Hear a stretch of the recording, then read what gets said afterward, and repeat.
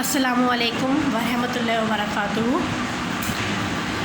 Student, today we are going to study or continue your EVS online class as we see in your screen.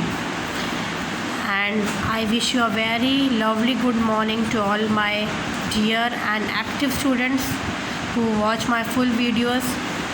And it's advice to you, please keep watching every video, don't skip the video. Students, as we know, we have learned our lesson number 5 in EVS Shelter for Everyone in our previous video.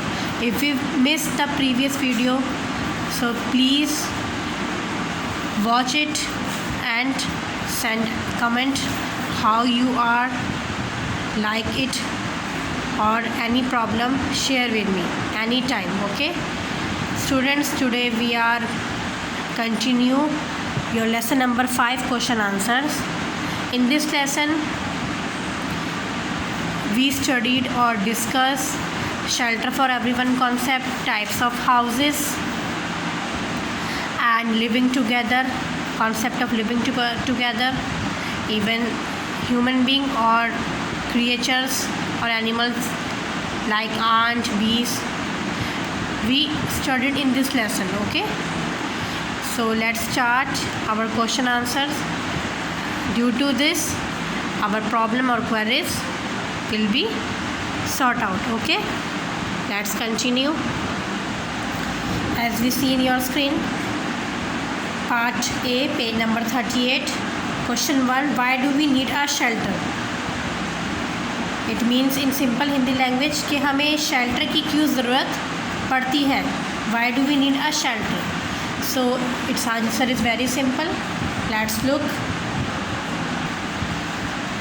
Answer 1, because it protects us from heat, cold, rain, wild animals as well as thieves.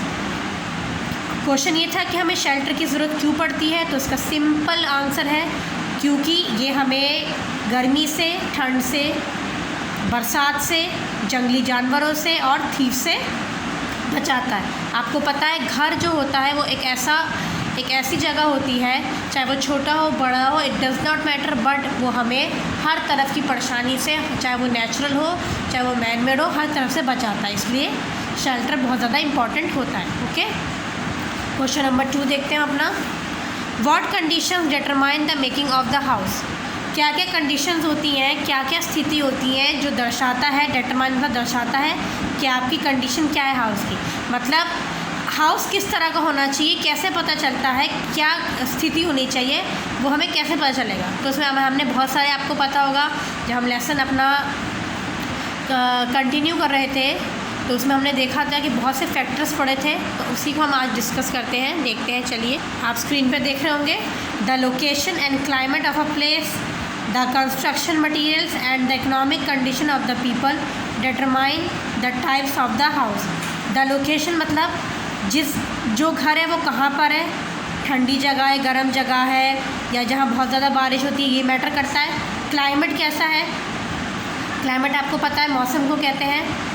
Construction material, उसमें क्या क्या use हुआ है, वो पक्का house है, कच्चा house है, या वो बिल्डिंग है, या वो मल्टी स्टोरेड है, ये मैटर करता है. और इकोनॉमिक कंडीशन, इंसान की परिस्थिति, उसकी पैसों की माली हालत कैसी है, उसके बाद कितना पैसा, अगर वो पैसे वाला होगा ज़्यादा पक्का अच्छा मटेरियल यूज़ करेगा, अगर पैसे वाला नहीं होगा, मिडिल क्लास होगा, तो आपको पता है वो मीडियम उसमें हाउस बिल्ड करेगा. अगर वो बहुत ज़्यादा लोअर उस मिडिल में होगा, गरीब स्थिति में होगा, तो उसकी जो घर की स्थिति अच्छी नहीं होगी.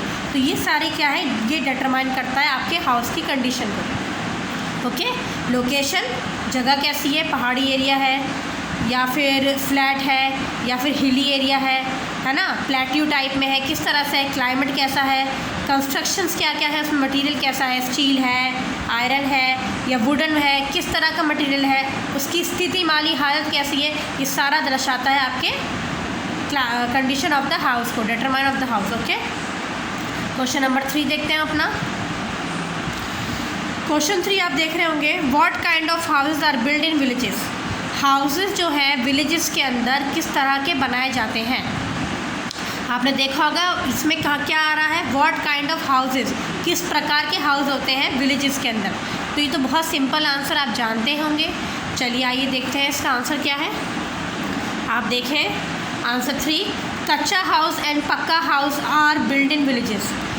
आप देखते हैं, आपने पढ़ा भी है, समझा भी है कि विलेजेस के अंदर वैसे तो मोस्टली कच्चा हाउस होते हैं जो मड से, स्ट्रॉ से, वुड से तैयार होता है, बट अब पक्का हाउस भी due to improvement, due to इतनी तरक्की हो गई है हमारी दुनिया में, हमारे देश में, तो पक्का हाउस भी, दोनों हाउसेस, पक्का हाउस एंड कच्चा हाउस है ना, आर बिल्ड इन विलेजेस। दोनों हाउसेस क्या है, दोनों हाउसेस पाए जाते हैं, बनाए जाते हैं विलेजेस के अंदर। ओके, क्वेश्चन 4 देखते हैं, what kind of house are build in cold and hot regions.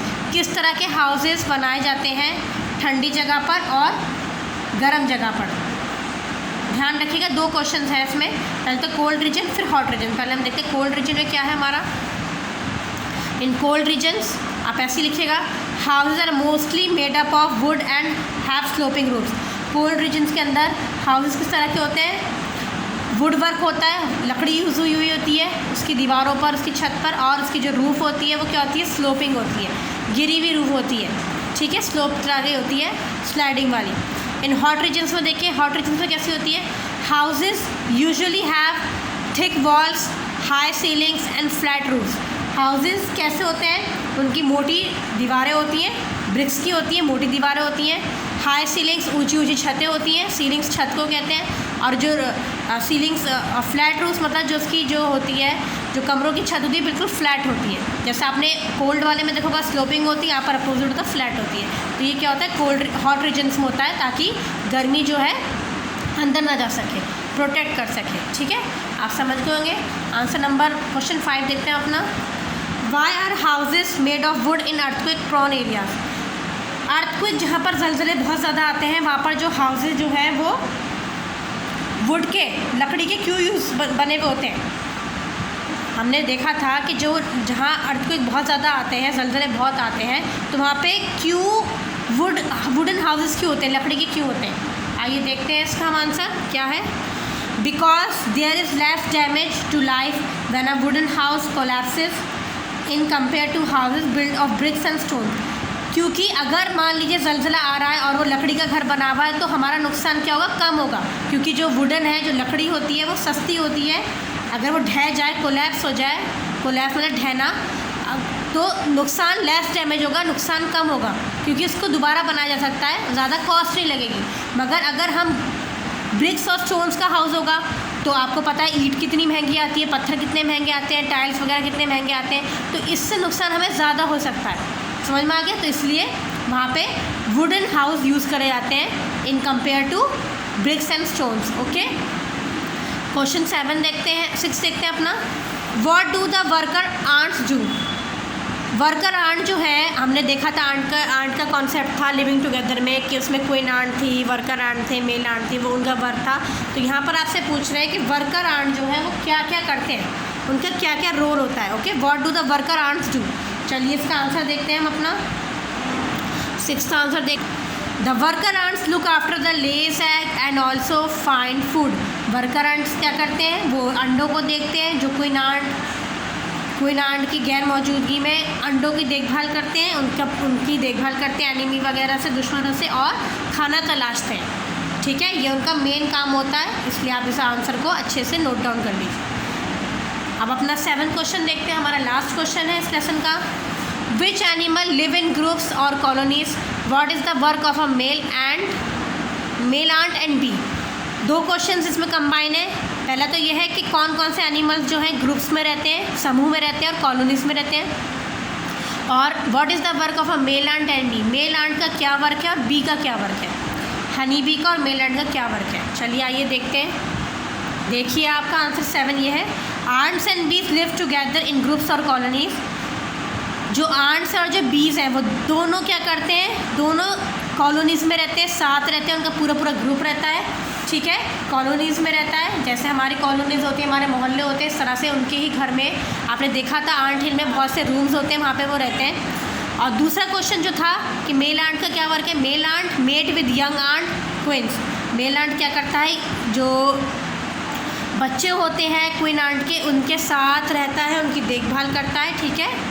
तो ये उसका काम है। मेड का मतलब दोस्त की तरह रहता है। आगे बी जो होती है, बी हनी बी, उसका भी वर्क कुछ है, collect nectar from the flowers and store it in the bee hive. वो क्या करती है, वो फूलों का रस निकालती है, एक एक फूल में से रस निकाल के लेके जाती है, और वो कहाँ रखती है, उसे स्टोर करती है, सुरक्षित रखती है बी हाइव में, मधुमक्खी के छत्ते में। तो ये बी का काम होता है। ओके, आप समझ गए होंगे। आंट और बी साथ में रहते हैं। These are social beings, animals, जो इंसानों की तरह रहते हैं ग्रुप में। और मेल आंट का आपको पता है वर्क क्या होता है, क्वींस के जो एग्स होते हैं उनके साथ उनकी देखभाल भी करना, और क्या करना, उनका दोस्त की तरह रवैया रहता है। और बी जो होती है मधुमक्खी, वो क्या करती है, शहद निकालती है, किससे, फ्लावर से, और जो उसे कहते हैं नेक्टर, और उसे स्टोर करती है बी हाइव में। ओके, तो आप इस वीडियो में आप समझ गए होंगे कि ये क्या क्या क्वेश्चंस हैं, इसके क्या क्या आंसर्स हैं। आई होप आपको समझ में आ गया होगा। मैंने बहुत सिंपल लैंग्वेज में समझाने की कोशिश की है, और प्लीज़ इसे अच्छे से नोट डाउन कर लीजिएगा। और कोई भी प्रॉब्लम हो, कोई भी आपको बारे में पूछना हो, शेयर करनी हो, तो आप मुझे कमेंट कर सकते हैं। Okay, take care of your self, see you in next class. अस्सलामु अलैकुम।